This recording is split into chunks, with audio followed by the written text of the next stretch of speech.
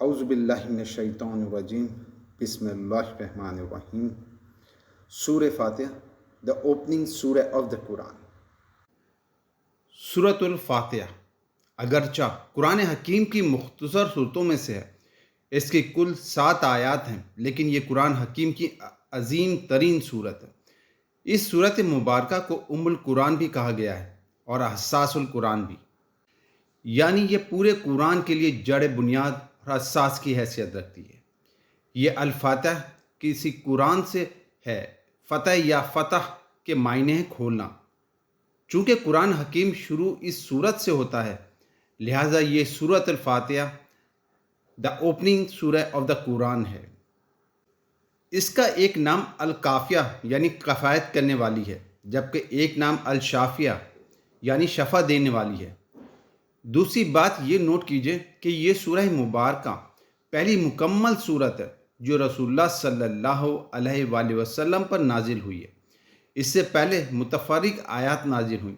سب سے پہلے سورہ علق کی 5 آیتیں، پھر سورہ نون یا سورہ قلم کی 7 آیتیں، پھر سورہ مزمل کی 9 آیتیں، پھر سورہ مدثر کی 7 آیتیں اور پھر سورہ فاتحہ کی 7 آیتیں نازل ہوئیں۔ لیکن یہ پہلی مکمل صورت ہے جو نازل ہوئی ہے۔ رسول اللہ صلی اللہ علیہ وآلہ وسلم پر سورہ حجر میں ایک آیت بائیں الفاظ آئی ہے: ہم نے اے نبی صلی اللہ علیہ وآلہ وسلم آپ کو 7 ایسی آیتیں عطا کی ہیں جو بار بار پڑھی جاتی ہیں، اور عظمت والا قرآن سورہ فاتحہ کی 7 آیتیں دہرا کر پڑھی جاتی ہیں، نماز کی ہر رکعت میں پڑھی جاتی ہیں، اور یہ سورہ مبارکہ خود اپنی جگہ پر ایک قرآن العظیم ہے۔ صحیح بخاری کی روایت ہے کہ رسول اللہ صلی اللہ علیہ وآلہ وسلم نے ارشاد فرمایا: سورۃ الحمدللہ رب العالمین ہی سبع مثانی اور قرآن عظیم ہے جو مجھے عطا ہوئی ہے۔ تعداد کے اعتبار سے اس کی 7 آیت متفق علیہ ہیں۔ البتہ اہل علم میں ایک اختلاف ہے۔ بعض حضرات کے نزدیک، جن میں امام شافعی رحمۃ اللہ علیہ بھی شامل ہیں، آیت بسم اللہ بھی سورہ فاتحہ کا جز ہے۔ ان کے نزدیک بسم اللہ الرحمن الرحیم سورہ فاتحہ کی پہلی آیت اور صراط الذین انعمت علیہم غیر المغضوب علیہم ولا الضالین 7ویں آیت ہے۔ لیکن دوسری طرف امام ابو حنیفہ رحمۃ اللہ علیہ کی رائے یہ ہے کہ آیت بسم اللہ سورہ فاتحہ کا جز نہیں ہے، بلکہ آیت بسم اللہ قرآن مجید کی کسی بھی سورت کا جز نہیں ہے، سوائے ایک مقام کی جہاں وہ متن میں آئی ہے۔ حضرت سلیمان علیہ السلام نے ملکہ سبا کو جو خط لکھا تھا، اس کا تذکرہ سورۃ نمل میں بائیں الفاظ میں آیا ہے: اِنَّهُ مِنَ سُلَيْمَانَ وَإِنَّهُ بسم اللہ الرحمن الرحیم۔ صورتوں کے آغاز میں یہ علامت کے طور پر لکھی گئی ہے کہ یہاں سے نئی صورت شروع ہو رہی ہے۔ ان حضرات کے نزدیک الحمدللہ رب العالمین سورہ فاتحہ کی پہلی آیت اور اہدنا الصراط المستقیم 5ویں آیت ہے، جبکہ صراط الذین انعمت علیہم 6 اور غیر المغضوب علیہم ولا الضالین 7ویں آیت ہے۔ جن حضرات کے نزدیک آیت بسم اللہ سورہ فاتحہ کا جز ہے، وہ نماز میں جوہری قرات کرتے ہوئے بسم اللہ الرحمن الرحیم بھی الجہر پڑھتے ہیں، اور جن حضرات کے نزدیک یہ سورہ فاتحہ کا جز نہیں ہے، وہ جہری قرات کرتے ہوئے بھی بسم اللہ خاموشی سے پڑھتے ہیں اور الحمدللہ رب العالمین سے قرات شروع کرتے ہیں۔ نماز کا جزوی لازم ہے۔ اس سورہ مبارک کا اسلوب کیا ہے، یہ بہت اہم اور سمجھنے کی بات ہے۔ ویسے تو یہ کلام اللہ ہے، لیکن اس کا اسلوب دعائیہ ہے۔ یہ دعا اللہ نے ہمیں تلقین فرمائی ہے کہ مجھ سے اس طرح میرے حضور میں حاضر ہو تو یہ کہا کرو۔ واقعہ یہ ہے کہ اسی بنا پر قرآن مجید کی سورت کو نماز کا جزو لازم قرار دیا گیا، بلکہ سورہ فاتحہ ہی کو حدیث میں صلاۃ کہا گیا ہے، یعنی اصل نماز سورہ فاتحہ ہے۔ باقی اضافی چیزیں تسبیحات ہیں، رکوع سجود ہیں، قرآن مجید کا کچھ حصہ آپ اور بھی پڑھ لیتے ہیں۔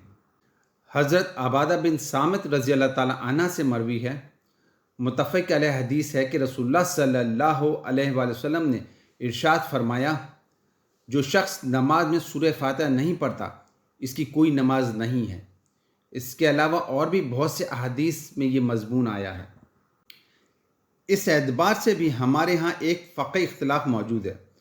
بعض حضرات نے اس حدیث کو اتنا اہم سمجھا ہے کہ آپ باجماعت نماز پڑھ رہے ہیں تب بھی ان کے نزدیک آپ امام کے ساتھ ساتھ ضرور سورہ فاتحہ پڑھیں گے۔ چنانچہ امام ہر آیت کے بعد وقفہ دے، امام جب کہے الحمدللہ رب العالمین تو اس کے بعد متقی بھی کہے الحمدللہ رب العالمین، خواہ اپنے دل میں کہے۔ پھر امام کہے الرحمن الرحیم تو مقتدی بھی دل میں کہے الرحمن الرحیم۔ یہ موقف ہے امام شافعی رحمۃ اللہ کا کہ نماز چاہے جہری ہو چاہے سری ہو، اگر آپ امام کے پیچھے پڑھ رہے ہیں تو امام اپنی سورت فاتحہ پڑھے گا اور آپ اپنی پڑھیں گے اور لازماً پڑھیں گے۔ امام ابو حنیفہ رحمۃ اللہ علیہ کا موقف اس کے بالکل برعکس ہے کہ امام جب سورہ فاتحہ پڑھے گا تو ہم پیچھے بالکل نہیں پڑھیں گے، بلکہ امام کی قرات ہی مقتدیوں کی قرات ہے۔ ان کا استدلال آیت قرآنی اور حدیث نبی سے ہے۔ نیز ان کا کہنا ہے کہ نماز بعد جماعت میں امام کی حیثیت سب کی نمائندے کی ہوتی ہے۔ اگر کوئی وفد کہیں جاتا ہے اور اس وفد کا کوئی سربراہ ہوتا ہے تو وہاں جا کر گفتگو وفد کا سربراہ کرتا ہے، باقی سب لوگ خاموش رہتے ہیں۔ اب اس زمن میں ایک انتہائی معاملہ تو وہ ہو گیا جو امام شافعی کا موقف ہے کہ چاہے جہری نماز ہو چاہے سری ہو، اس میں امام کے پیچھے مقتدی بھی سورہ فاتحہ پڑھیں گے۔ آپ کو معلوم ہے کہ ظہر اور عصر سری نمازیں ان میں امام خاموشی سے قرات کرتا ہے، بند آواز سے نہیں پڑھتا، جبکہ فجر، مغرب اور عشاء جہری نمازیں جن میں سورہ فاتحہ اور قرآن کے مزید کچھ حصہ پہلی 2 رکعتوں میں آواز کے ساتھ پڑھا جاتا ہے۔ امام ابو حنیفہ کا موقف ہے کہ نماز خواہ جہری ہو یا خواہ سری ہو، نماز با جماعت کی صورت میں مقتدی خاموش رہے گا اور سورہ فاتحہ نہیں پڑھے گا۔ ان کے علاوہ ایک درمیانی مسلک بھی ہے اور وہ امام مالک اور امام ابن تمیمی وغیرہ کا ہے۔ اس زمن میں ان کا موقف یہ ہے کہ جہری رکعت میں مقتدی سورہ فاتحہ مت پڑھے بلکہ امام کی قرات خاموشی سے سنیں، اضواء نفس قرآنی، اور جب قرآن پڑھا جائے تو تم پوری توجہ سے اسے سنا کرو اور خود خاموش رہا کرو تاکہ تم پر رحم کیا جائے۔ اس طرح حدیث نبوی ہے جب امام قرات کرے تو تم خاموش رہو، چنانچہ جب امام بالجہری قرات کر رہا ہے الحمدللہ رب العالمین الرحمن الرحیم مالک یوم الدین تو آپ سنیں اور خود خاموش رہیں۔ لیکن جو سری نمازیں ہیں اس میں امام اپنے طور پر سورہ فاتحہ پڑھے اور آپ اپنے طور پر خاموشی سے پڑھیں، یہ درمیانی موقف ہے اور میں نے بہرحال اسی کو اختیار کیا ہوا ہے۔ فطرت سلیمہ کی پکار سورہ فاتحہ کے ضمن میں نے عرض کیا کہ یہ دعا ہے جو اللہ تعالیٰ نے ہمیں تلقین کی ہے، لیکن اس سے آگے بڑھ کر ذرا قرآن مجید کی حکمت اور فلسفے پر اگر غور کریں گے تو اس صورت کی ایک اور شان سامنے آئے گی۔ بنیادی طور پر قرآن کا فلسفہ کیا ہے؟ انسان اس دنیا میں جب آتا ہے تو فطرت لے کر آتا ہے، جیسے قرآن حکیم فطرت اللہ قرار دیتا ہے۔ ازرائے الفاظ قرآنی، یہی حقیقت حدیث نبی میں بائیں الفاظ میں بیان کی گئی ہیں۔ نسل انسانی کا ہر پیدا ہونے والا بچہ فطرت پر پیدا ہوتا ہے، لیکن یہ اس کے والدین ہیں جو اسے یہودی، نصرانی یا مجوسی بنا دیتے ہیں۔ ہر بچہ جو پیدا ہوتا ہے فطرت اسلام لے کر آتا ہے، تو انسان کی فطرت کے اندر اللہ تعالیٰ نے اپنی معرفت اور اپنی محبت و ہدایت کر دی ہے، اس لیے کہ جو روح انسانی ہے وہ کہاں سے آئی ہے؟ اے نبی، یہ آپ سے روح کے بارے میں سوال کرتے ہیں، کہہ دیجئے کہ روح میرے رب کے امر میں سے ہے۔ ہماری روح رب تعالیٰ کی طرف سے آئی ہے، لہٰذا اس کے اندر اللہ کی معرفت بھی ہے، اللہ کی محبت بھی ہے۔ تو جب تک ایک انسان کی فطرت میں کوئی کجی نہ آئے، وہ بے راہ روی سے محفوظ رہے، تو اسے ہم کہتے ہیں فطرت سلیمہ، یعنی سالم اور محفوظ فطرت۔ اس فطرت والا انسان جب بلوغ کو پہنچتا ہے اور اسے عقل سلیم بھی مل جاتی ہے، یعنی صحیح انداز میں غور کرنے کی صلاحیت مل جاتی ہے، تو ان دونوں چیزوں کے امتزاج کے نتیجے میں ایمانیت کے کچھ بنیادی حقائق انسان پر خود منکشف ہو جاتے ہیں، خواہ اسے کوئی وحی ملے یا نہ ملے۔ یہ ہے فطرت کا معاملہ اور یہ ہے قرآن کی حکمت اور فلسفہ کا اصول۔ اس کی ایک بڑی شاندار مثال قرآن مجید میں حضرت لقمان کی دی گئی ہے، جو نہ نبی تھے نہ کسی نبی کے پیروکار اور امتی تھے، لیکن انہیں اللہ نے حکمت عطا فرمائی تھی۔ حکمت فطرت سلیمہ، قلب سلیم اور عقل سلیم کے امتزاج سے وجود میں آتی ہے۔ اگر فطرت بھی محفوظ ہے، عقل بھی ٹیڑھ پر نہیں چل رہی بلکہ صحیح اور سیدھے راستے پر چل رہی ہے تو میسر آتی ہے اسے وزڈم۔ ان دونوں کے امتزاج سے جو حکمت پیدا ہوتی ہے، انسان کو جو دانائی کے نتیجے میں وہ پہچان لیتا ہے کہ اس کائنات کا ایک پیدا کرنے والا ہے۔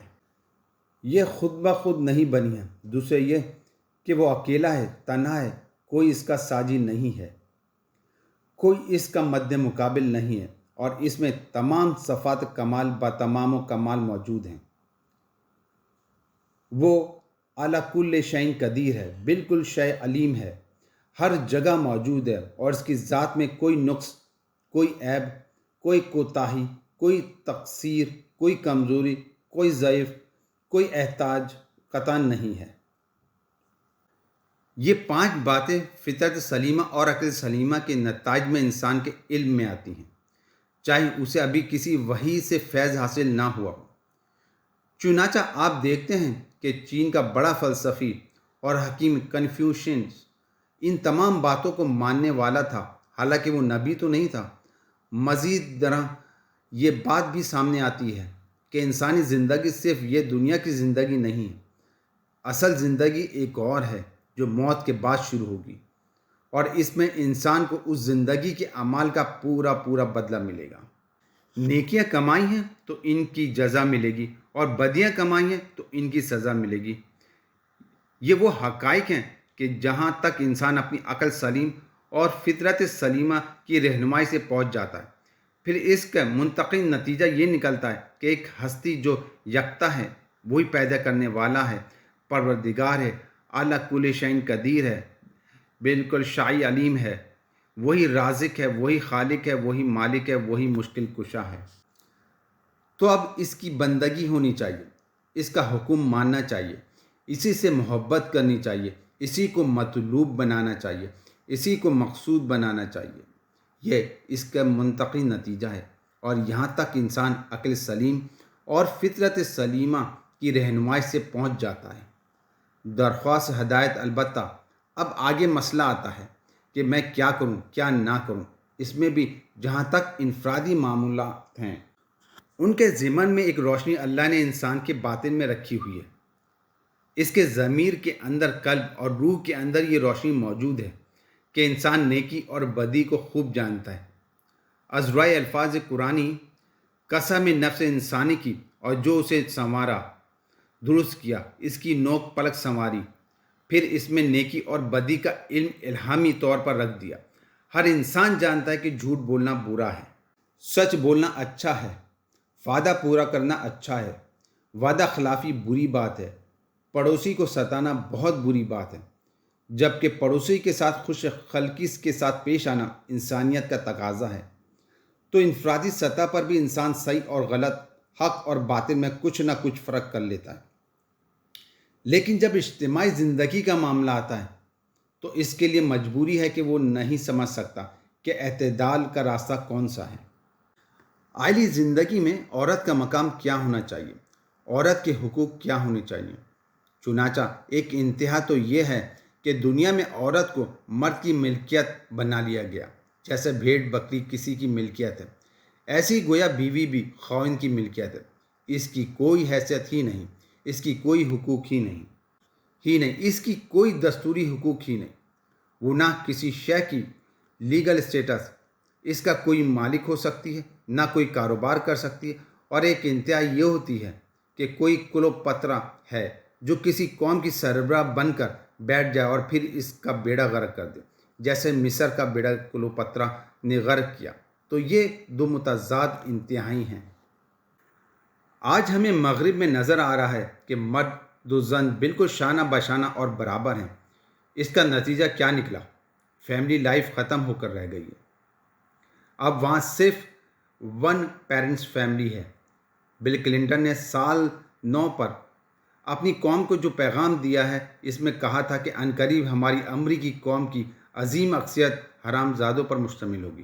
اس نے الفاظ استعمال کیے تھے born without any wedlock, حلال زادہ اور حرام میں یہی تو فرق ہے کہ اگر ماں باپ کا نکاح ہوا ہے، شادی ہوئی ہے، تو ان کے ملاپ کے نتیجے میں پیدا ہونے والا بچہ ان کی حلال اور جائز اولاد ہے۔ لیکن اگر ایک مرد اور ایک عورت نے بغیر نکاح کے تعلق قائم کر لیا ہے تو اس طرح بغیر کسی لیگل میرج کے، بغیر کسی شادی کے بندھن کے جو اولاد ہوگی وہ حرامی ہے۔ بل کلنٹن کو معلوم تھا کہ ان کے یہاں اب جو بچے پیدا ہو رہے ہیں وہ اکثر و بیشتر بغیر کسی شادی کے بندھن کے پیدا ہو رہے ہیں، لہذا اس نے کہا کہ عنقریب ہماری قوم کی اکثریت حرام زادوں پر مشتمل ہوگی، اور اس کی انتہا یہ ہے کہ انہوں نے بنیادی فارموں پر ویژن مشتمل ہوگی۔ ایک قوم کی کج روی میں سے باپ کا نام ہی نکال دیا ہے، اس لیے کہ بہت سے بچوں کو پتہ ہی نہیں ہے کہ ہمارا باپ کون ہے۔ وہ تو اپنی ماں سے واقف ہیں، باپ کے بارے میں انہیں کچھ علم نہیں ہے۔ اسی طرح سرمایہ اور محنت کے درمیان حقوق و فرائض کا توازن کیا ہو، یہاں بھی انسان بے بس ہے۔ سرمایہ دار کی اپنی مصلحتیں ہیں اور مزدور کی اپنی مصلحتیں۔ سرمایہ دار کو اندازہ نہیں ہو سکتا کہ مزدور پر کیا بیت رہی ہے، وہ کن مشقوں میں ہے۔ بقول علامہ اقبال، تو قادر ہے عادل ہے مگر تیرے جہاں میں ہیں تلخ بہت بندہ مزدور کے اوقات۔ لہٰذا سرمایہ کے کیا حقوق ہیں اور لیبر کے کیا حقوق ہیں، ان میں توازن کیا ہو، یہ کس طرح معین ہوگا۔ اس طرح کا معاملہ فرد اور معاشرے کا ہے۔ ایک طرف انفرادی حقوق اور انفرادی آزادی ہے اور دوسری طرف معاشرہ، قوم اور ریاست، اسٹیٹس ہے۔ کس کے حقوق زیادہ ہوں گے؟ ایک فرد کہتا ہے میں آزاد ہوں، میں مادرزاد برہنہ ہو کر سڑک پر چلوں گا، تم کون ہو مجھے روکنے والے؟ یا اسے روکا جا سکتا ہے یا نہیں؟ اگر اسے روک دیا جائے تو اس سے کی آزادی میں قدغن ہو جائے گی۔ اگر اسے کہا جائے کہ تم اس طرح نہیں نکل سکتے تو آزادی تو نہیں رہی، اس کے مادر پدر آزادی تو ختم ہو جائے گی۔ لیکن ظاہر بات ہے کہ ایک ریاست اور معاشرے کے کچھ اصول ہیں، اس کے کچھ اخلاقیات ہیں، کچھ قواعد و قوانین ہیں، وہ چاہتی ہے کہ ان کی پابندی کی جائے، اور پابندی کرانے کے لیے وہ چاہتی ہے کہ اس کے پاس اختیارات ہوں، اتھارٹی ہو۔ دوسری طرف عوام یہ جانتے ہیں کہ ہمارے حقوق کا سارا معاملہ ہمارے اپنے ہاتھ میں ہونا چاہیے۔ اب اس میں اعتدال کا راستہ کون سا ہے؟ یہ ہے وہ عقیدہ لانچ کہ جسے میں انسان کے لیے اس کے سوا کوئی اور شکل نہیں ہے کہ گھٹنے ٹیک کر اللہ سے دعا کرے کہ پروردگار میں اس مسئلے کا حل نہیں کر سکتا، میں تجھ سے رہنمائی چاہتا ہوں، تو مجھے ہدایت دے، سیدھے راستے پر چلا۔ میں نے تجھے پہچان لیا، میں نے یہ بھی جان لیا کہ مرنے کے بعد جی اٹھنا اور حساب کتاب ہوگا اور مجھے جواب دہی کرنی پڑے گی، اور میں اس نتیجے پر بھی پہنچ چکا ہوں کہ تیری ہی بندگی کرنی چاہیے، تیری ہی اطاعت کرنی چاہیے، تیرے ہی حکم پر چلنا چاہیے۔ لیکن اس سے آگے میں کیا کروں، کیا نہ کروں، کیا صحیح ہے، کیا غلط ہے، کیا جائز ہے، کیا ناجائز ہے، میرا نفس تو مجھے اپنی مرغوب چیزوں پر اکساتا ہے، لیکن جس چیز کے لیے میرے نفس نے مجھے اکسایا ہے وہ جائز بھی ہے یا نہیں، صحیح بھی ہے یا نہیں۔ فوری طور پر تو مجھے اس سے مسرت حاصل ہو رہی ہے، مجھے اس سے لذت حاصل ہو رہی ہے، منافعت پہنچ رہی ہے، لیکن میں نہیں جانتا کہ آخرکار نتیجے کے اعتبار سے یہ چیز معاشرے کے لیے اور خود میرے لیے نقصان دہ بھی ہو سکتی ہے۔ اے اللہ، میں نہیں جانتا، تو مجھے ہدایت دے، مجھے راستہ دکھا، سیدھا راستہ، درمیانی راستہ، ایسا راستہ جو متوازن ہو، جس میں انصاف ہو، جس میں عدل اور قسط ہو، جس میں کسی کے حقوق ساقط نہ ہو اور کوئی جابر بن کر مسلط نہ ہو، نہ کوئی ڈپریشن نہ ہو جائے، جس میں نہ کوئی حزن و ملال اور مایوسی و درد مندگی معاشی استحصال ہو، نہ کوئی سماجی امتیاز ہو۔ اے رب، ان تینوں چیزوں سے پاک ایک صراط المستقیم میں اپنے ذہن سے تلاش نہیں کر سکتا، میرے فیصلے میں ہیں غلط ہو جائیں گے، تو میں ہاتھ جوڑ کر عرض کرتا ہوں کہ مجھے اس سیدھے راستے کی ہدایت بخش دے۔ یوں سمجھیں کہ پس منظر میں ایک شخص ہے جو اپنی سلامتی، طبع سلامتی، فطرت اور سلامتی عقل کی رہنمائی میں یہاں تک پہنچ گیا کہ اس نے اللہ کو پہچان لیا، آخرت کو پہچان لیا، یہ بھی طے کر لیا کہ راستہ ایک ہی ہے اور وہ ہے اللہ کی بندگی کا راستہ، لیکن اس کے بعد اسے احتیاج محسوس ہو رہی ہے کہ مجھے بتایا جائے کہ اب میں دائیں طرف مڑوں یا بائیں طرف مڑوں، یہ مجھے نہیں معلوم۔ قدم قدم پر چرواہے آ رہے ہیں، صحرائے آ رہے ہیں، ظاہر بات ہے ان میں سے ایک ہی راستہ ہوگا جو سیدھا منزل مقصود تک لے کر جائے گا۔ کہیں میں غلط موڑ مڑ گیا؟ ایک چھوٹی سی غلطی انسان کو کہاں سے کہاں لے جاتی ہے۔ ظاہر بات ہے کہ سیدھے راستے سے آپ ذرا ساکچ ہو گئے تو جتنا آپ آگے بڑھیں گے اسی قدر اس صراط المستقیم سے آپ کا فاصلہ بڑھتا چلا جائے گا۔ آغاز میں تو محض 10 ڈگری کا اینگل تھا، زیادہ فاصلہ نہیں تھا، لیکن یہ 10 ڈگری کا اینگل کھلتا چلا جائے گا اور آپ صراط المستقیم سے دور تک ہوتے چلے جائیں گے۔ اللہ کرے کہ سورہ فاتحہ کو پڑھتے ہوئے ہم بھی اسی مقام پر کھڑے ہوں کہ ہمارا دل تھکا ہوا ہو، ہمیں اللہ پر ایمان، اللہ کی ربوبیت پر ایمان، اللہ کی رحمانیت پر ایمان، اللہ کے مالک الیوم الدین ہونے پر ایمان حاصل ہو، یہ بھی ہمارا عزم ہو اور ہمارا طے شدہ فیصلہ ہو کہ اسی کی بندگی کرنی ہے، اور پھر اس کے سامنے 10 سوال دراز کریں کہ پروردگار ہمیں ہدایت عطا فرما۔ سورہ فاتح کے 3 حصے ہیں۔ ان سورہ مبارک کے اسلوب کے حوالے سے اب میں اس کے مضامین کا تجزیہ آپ کے سامنے رکھتا ہوں۔ اس سورہ مبارکہ کو آپ 3 حصوں میں تقسیم کر سکتے ہیں۔ پہلے 3 آیات میں اللہ کی حمد و ثنا ہے، آخری 3 آیات میں اللہ سے دعا ہے، جبکہ درمیان کی 4 آیات میں ہے ہینڈ شیک، بندے کے اپنے رب سے ایک عہد و پیما۔ یہ گویا اللہ اور بندے کا ایک جذب اول۔ پہلی 3 آیات میں انسان کی طرف سے ان حقائق کا اظہار ہے جہاں تک وہ خود پہنچ گیا ہے۔ یہ 3 آیتیں مل کر ایک جملہ بنتی ہیں۔ گرامر کے اعتبار سے بھی یہ بڑی خوبصورت تقسیم ہے۔ پہلی 3 آیتوں میں جو مل کر ایک جملہ بنتی ہیں اللہ کی حمد و ثنا ہے، الحمدللہ رب العالمین الرحمن الرحیم مالک یوم الدین۔